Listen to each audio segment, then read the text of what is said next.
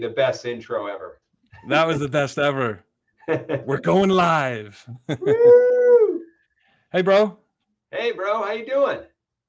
Good. We are live. I've been doing some maneuvering in my home office in Charlotte, so don't mind the backdrop, but I guess it's the same. I just moved my TV over there because it was So you got some doing all that. flowery So faces or something behind you. I don't know. yeah, if it gets distracting, tell me. But it's on screensaver from my I think Roku. I was watching some YouTube earlier. Nice. Very good. All right, so bro, we are on episode number 18. 18, 1-8. Big number. Big And number. we're improvising a little bit, okay, because it's just you and me, and we're going to keep doing this. This is awesome. You got your Agile Game Changers going on that's blowing up, and it's so good. Yeah. We got Hospiamo going on. You and I put our big brains and our big networks together, and we started a nonprofit company called the Hospitality Industry Impact Initiative, hospitalityimpact.org, baby. Yes, or HI3 if you don't have a lot of breath to use. Yeah, I like the HI3. I think it's not the high five, it's the high three. High three. High three. So we are so episode it says it's the silo episode. And I love calling it the silo episode because a lot of what we're doing every single week is talking about some barriers to employment, barriers to jobs, barriers to, personal satisfaction, barriers to whatever it might be, and helping to knock them down. And that's what HI3 is all about, is by through education and engagement and learning programs, getting people super excited about the industry. Yes. And so we are our podcast here is The People Who Move. And so I'm so pumped because we've been honoring and celebrating people who move. We're on episode 18. We have like 100 more, the people and organizations to go through. And that is a good problem to have because there's so many people to recognize. And so not in a way, but exactly, that's what HI3 is all about. It's a hub of these people, like-minded, and we're calling them, I'm going to give a shout out to Seth Godin, brilliant author, entrepreneur, just speaker. If you got a chance, go check him out on TED Talks and YouTube. Yeah, big time. I was trying to learn. What's that? A big thought leader. He's a big thought leader out there. Thought leader, yeah. I've been learning, you and I have never started our own 501c3 educational school, apprenticeship, workforce development. Until now. And we've been working on it for 6+ months or so. And so I've been doing a lot of my own learning, and there were many people like Seth Godin, but he said something that really touched me, and it's on our website now. So, and it stayed with me, right? Some things come and go. Yeah. He said, one of the reasons why people get excited to give, to make a donation to a nonprofit or whatever it might be, or get involved, to volunteer, it's not because nobody's doing anything. It's not because they're reinventing the wheel. It's not because they're in competition with other nonprofits or anything like that. He said it's people want to get involved because it's people like us doing things like this. Yeah. They can relate to it. Yeah. And you can choose, right? Like people like us you're in, Agile project management, Agile leadership. Yep. Powerful in the engineering world, software engineering, up in the Northeast. I'm here kind of powerful, like a strong network in hotels for the past 25 years, hospitality, restaurants, a current part owner of some hotels and asset managers, a lot of different partnerships. And so we're combining this. And we've got a lot of people that very soon are going to be listed and recognized on the website. And they're not there yet. Yep. But they have been with us. Yep. And very patient. And it's been amazing. Some of them have been on our episodes, right? And so that's the people like us And so doing things like this, what are we doing? We are on the website. It's a vacuum. There's a picture of a vacuum, and we've done lots of studies. There's Yep. a clown. He's got his vacuum. It's kind of cool. So please check it out. I think it's hospitalityimp.org/vacuum. Yep. And it shows you how and what we're doing. We are going. Let me back up for a second. And stop me if I get preachy. I do that sometimes. But Sure. you know that I was a highly engaged hospitality manager when I first started I was first promoted to a manager job in 95 at Yep. Foxwoods Casino.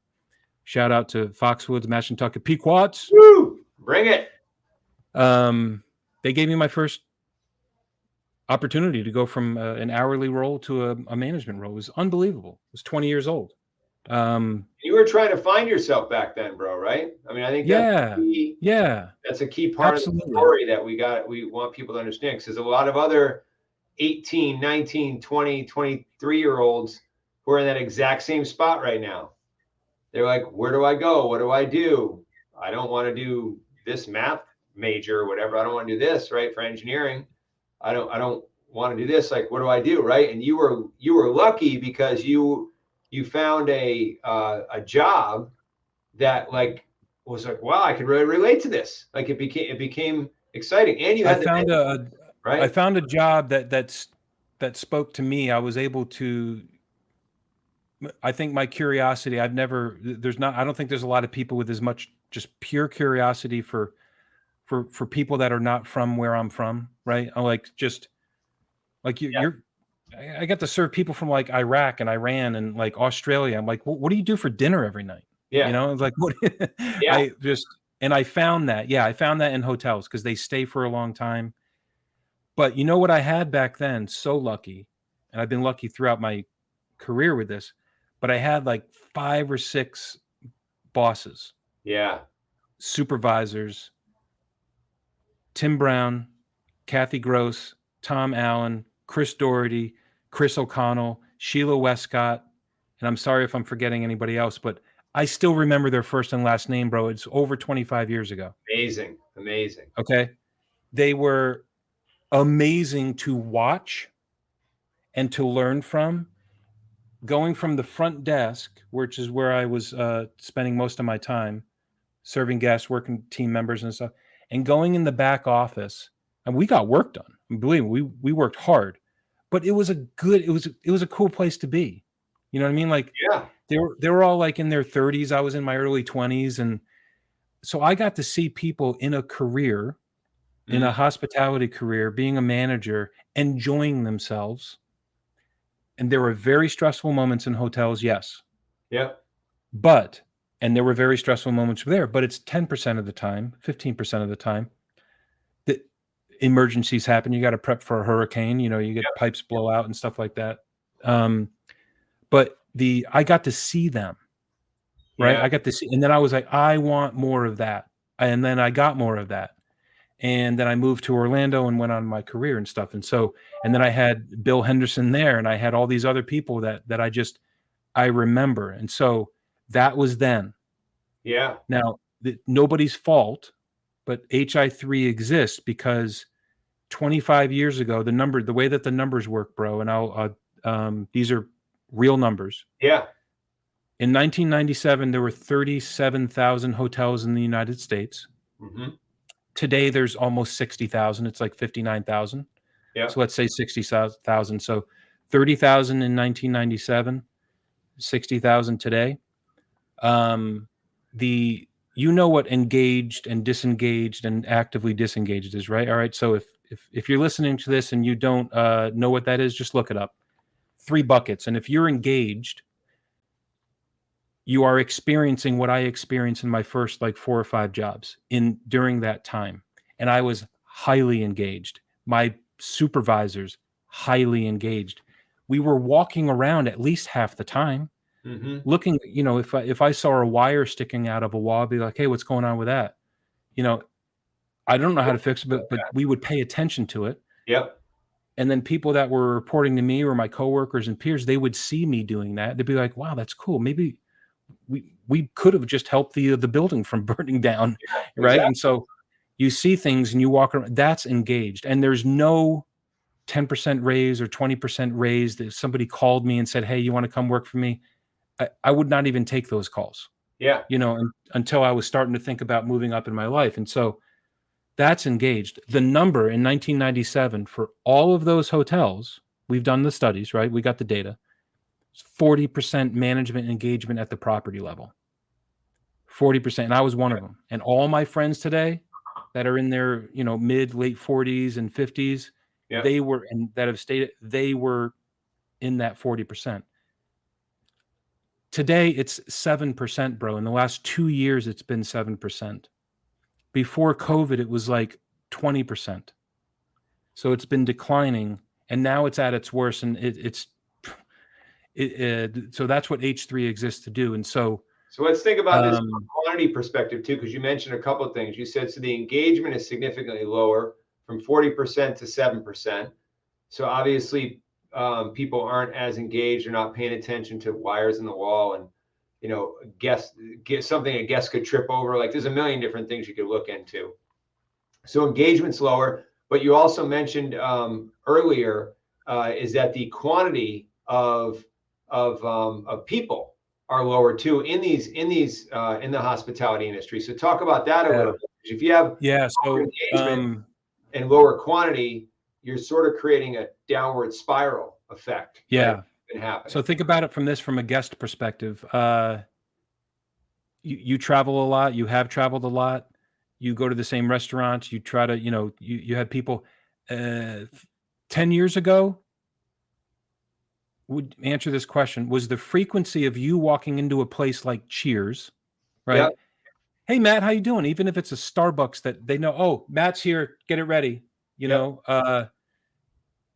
Has the frequency of that happening when you're traveling or out and about in a service, getting served or buying a product, has the frequency declined for you, decreased since 10 years ago?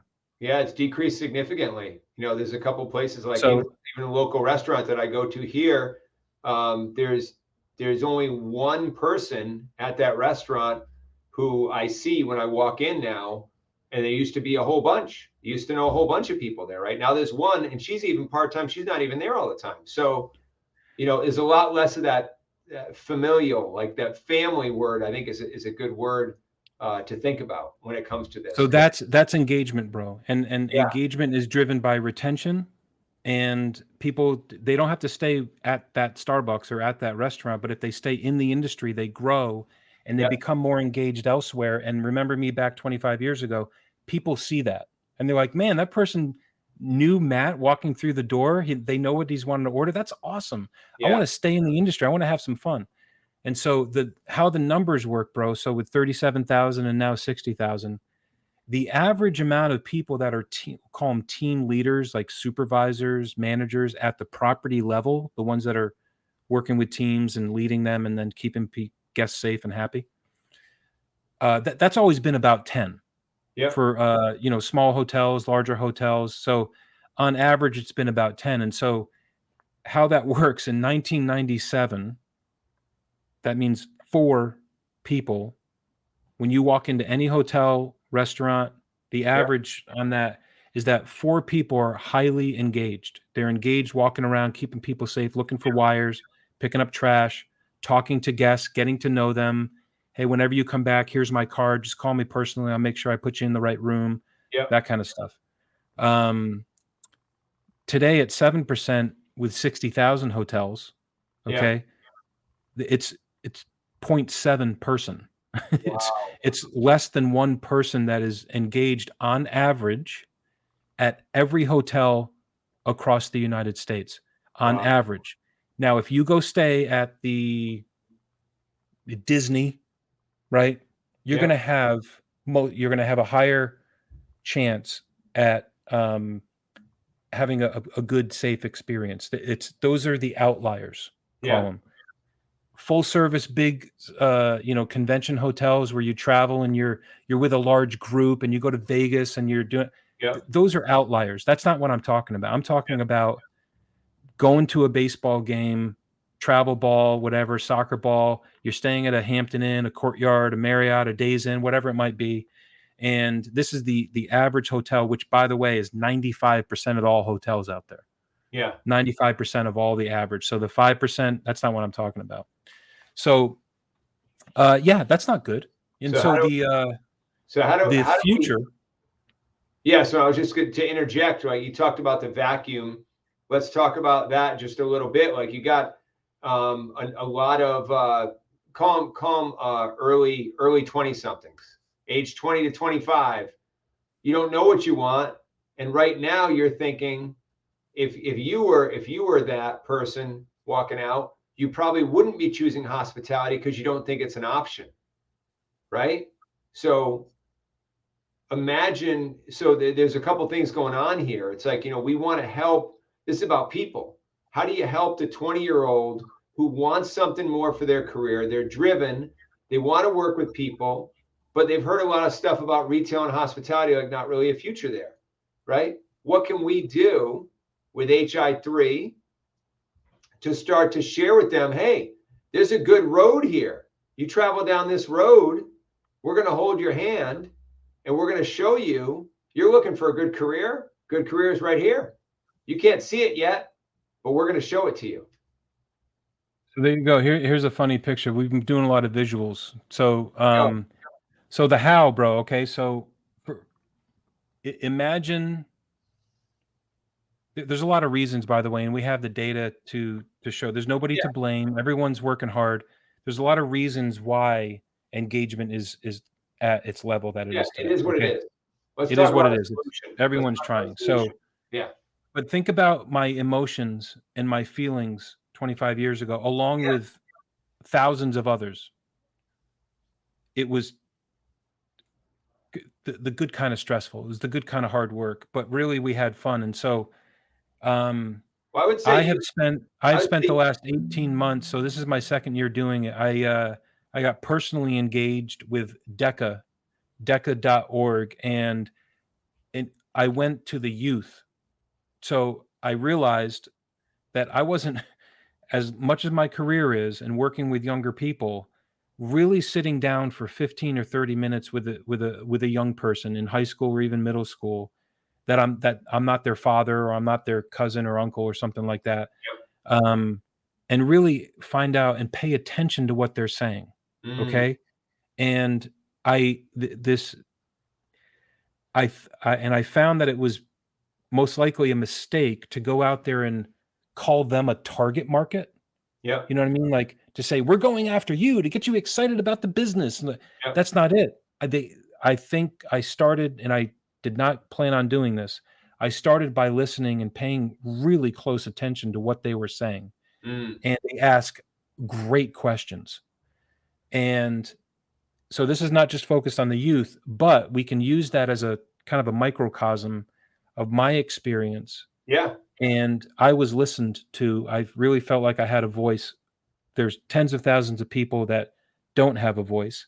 And there's a lot of assuming in the world today, where they assume that if I talk to someone, they're just not going to listen and nothing's going to happen. And so I learned that, wow, it was like a fire hose of them sharing their thoughts and feelings about their future. Yeah.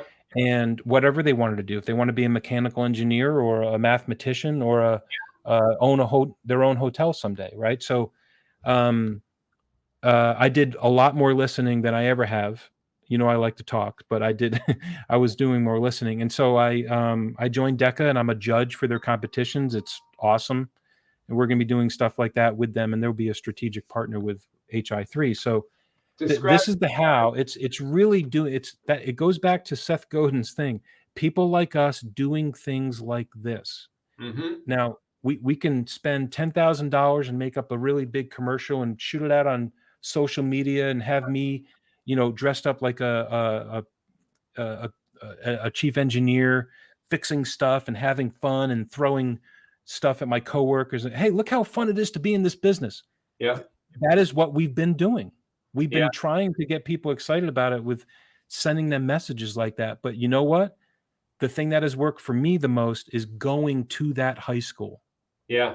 And saying, I want to spend 2 hours. And they're like, what do you mean you want to spend 2 hours with us? I'm like, nobody does that. I'm like, I'm going to do it because I'm very curious if this is the answer.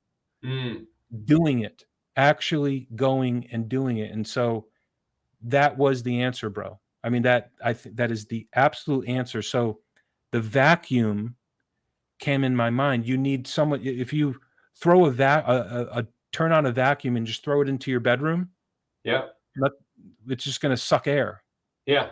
You need someone to actually take it and run through your room to actually go get it. And so this clown is a way to, we insert humor into everything that we do. That clown is HI3. That's you. That's me. That's it. That's it. Exactly. And so I did all this on Canva, by the way. I'm getting pretty good on that. This dude's on there. So this is the anybody can go on here and download this. This is the so a vacuum works like this: intake, motor, fan takes everything in, and then there's the exhaust. So this is us. This is us going out there in the field nationwide because we have a strong network, right? We got boots. We got boots on the ground. We do. And we're engaging and listening and saying, you can do whatever you want. You want to work, you want to be a mechanical engineer and you want to get hooked up with a hotel owner? Yeah. There's a lot of mechanics in hotels. Yeah. Right. So you can just go there and do an apprenticeship. So we're going to make it very easy for employers and owners to have their own apprenticeship program. And so we're what's called an intermediary. So one of the reasons why there's not a lot of apprenticeship programs is because it takes a lot of time. Like, and there's some expenses there and there's less people to really focus on doing that. So we're going to do all that for them and go out there with our vacuum and just start. We're already doing it with our podcast. We're already doing it. We're already doing it with a couple people that are in high school. They're part of this program. This is very active. And so the upskilling part, we bring them in, and this can all be done virtually. Yep. Very flexible. We bring them in and we upskill them mostly in very basic communication skills, leadership skills, human resources, anti-discrimination, laws, certifications. Yep. Like food and beverage safety, food safety handling, health safety, certifications. Those will be our strategic partners that are allowing us to use those platforms. And how much do these individuals need to have to pay to go through all this upskilling and uplifting and everything? How much do the individuals have to pay? Whoa, zero. Yeah. I like it. And the way that we are funding this, there's three main ways, right? So I'm glad you asked that. So grants, federal and state grants that are workforce development, labor related, training, development, career planning. About a third, possibly more, will be that. And then there's a third of where we're seeking individual donors that are annual givers. Think about what you're doing, and that could be, it's a 501c3 nonprofit. We are fully regulated, and if you and I get hit by a bus, that's okay. This is going to continue on. And so individual donors and givers, and then there are the corporate, I'm calling them the employers, but they are the ones that are like, we can't find good people. Right. We've got good jobs, but so really it's not about good people. And I'm changing that. They want people that are curious and interested. And then and then there's an opportunity to engage them. Yeah. And then to upskill them, and then to connect them with an employer it could be a short period of time. It could be a long period. We also have the mentors here. So I think this is the answer, bro. The answer is that lifelong mentorship and connection that I just named those 5 or 6 people that were my supervisors and bosses back then. I don't talk to them regularly, right? But I remember them. But anytime that I call them or they call me, we pick up the phone and that's a mentor. I'm dealing with something I need some help in. And so what this mentorship, this is going to be run like a business, right? Doesn't 501c3, it's incorporated business. And the business is going to have some revenue sharing opportunities for, we're calling them the mentors. So we'll have some employees at HI3, we'll have trainers and operators, and we'll have to pay for platforms and consultants and strategic partnerships and certifications and all that. But the mentors are the key. And those are the ones that we have like 35 or 40 already signed up for doing this. And I'll be a bit judgmental, but it's based on research and data, where some of these, call it 501c3 schools or nonprofits, I'm not saying that where they fail, but where I think they build a ceiling above them. And that is with being highly dependent on volunteers. Got it. Right. And so we will get volunteers. I mean, you're a volunteer right now. I'm a volunteer. We'll get more, we'll get plenty, but the business model of this is being able to pay these mentors for their time, because they are going to also be bringing people in to engage and to educate them. And it's going to be their people, and they are going to stay connected with them, and they should get paid for their time. And that is where the last thing I'll share, because I think that you got to get going, but that is why we did so much research on Ikigai and the social capital and what is upward mobility. So we did a study, and you can go to the website and download this. But this is the answers the question of, like, what is upward mobility? What is social capital? And visit the website. And we did a analysis of what it is, and there's other forms of capital. So rather than social capital being here on the bottom, you should really start here. And so these mentors are social capital rich.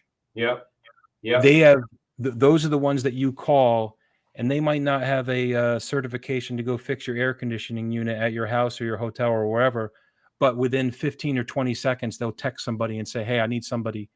Boom. That's social capital rich. These are the mentors and the people in the field right now that when you hire them to run a hotel or run a restaurant or run a company, finding people is not a problem.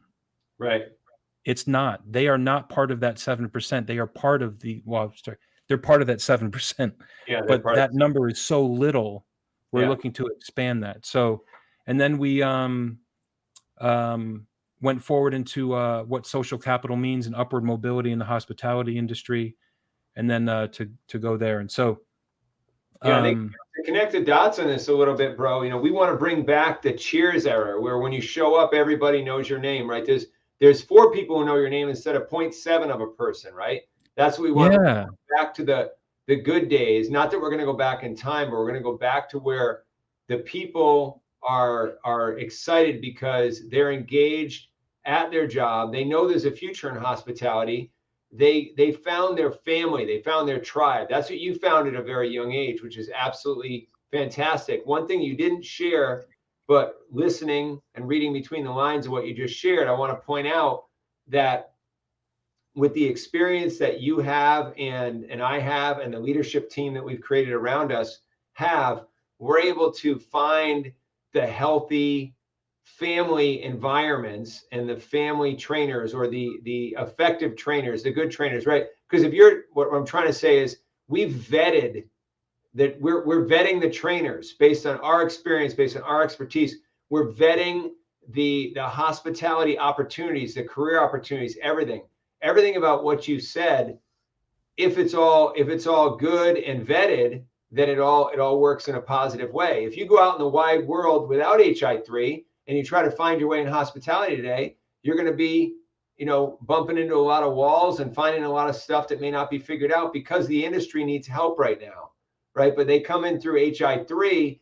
We vetted a clear, safe path for them to walk on and ride on, and we're going to be with them, holding their hand on that path as they go in to find their family, right? They're healthy. Yeah, safe path for that. Where they go to.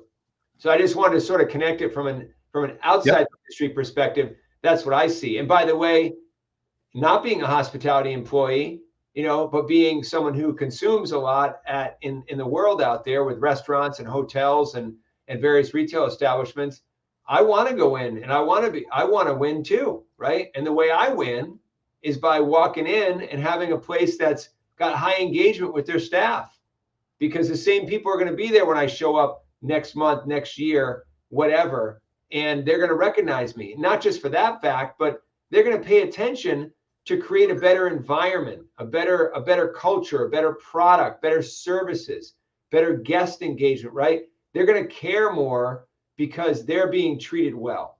So they're going to care more about me as a customer because they're being cared for. And you and John said something, I think it was about Marriott made that quote. If you can say that. If you take care of your associates, and that's what they call team members at Marriott, if you take care of your employees, the employees will take care of the guests, and the guests will return and will come back, and don't worry about the profits because they'll happen, because of that. And so it starts with the employee. It's called the service profit chain that Harvard did a huge study like 30 years ago. And that's the thing. It's the hospitality industry, but the hospitality is not even an industry. It's not. It's accommodations and lodging. It's food service. It's tourism and travel. It's event management.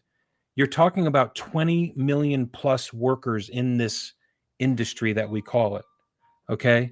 And hotels are a fabulous entrance point to that path that you're talking about, because there's no business that anybody can run that's not got at least a little piece of owning or operating or serving customers. And a hotel, you get people that stay there for at least 43 hours average. And you got to take care of them. And so I'm going to end it here. We can end it here because I know that you got going on, but the thing that I really was excited about was when you introduced me to Ikigai framework many years ago. By the way, I don't even tell you, I looked up Ikigai in my email. Has anyone ever showed me this before? I got an email from you like 8 years ago. That said, hey, this is really great. So this is a big part of what we're doing. And if anybody wants to learn more about it, please, if you want to get involved and donate, and if you want to be a part of this with people like us doing things like this, a lot of it has to do with the Ikigai framework, and look it up. You can come to hospitalityimpact.org/Ikigai. And you are going to come to this page here. And this is our approach. And we're starting by listening and engaging these people and they will find out through a process, a very fun process that I just finished. And it involves nicknaming yourself. It involves it involves your mentor conversation all about you. And through that, you will be identified with, you will find out what you love, what you're skilled at, what the world needs, and what you can be rewarded for. So what happens when you just do what you love your entire life, but maybe you're not skilled at it. That's not that great. So it's a wonderful framework. So thank you for introducing it to me. I'm doing a lot of studying about it. And so, man, we just did that in like a half hour, 45 minutes. So that was pretty good. And power. So I think we're going to name a giving day. We've already somewhat launched this. It's ready to go.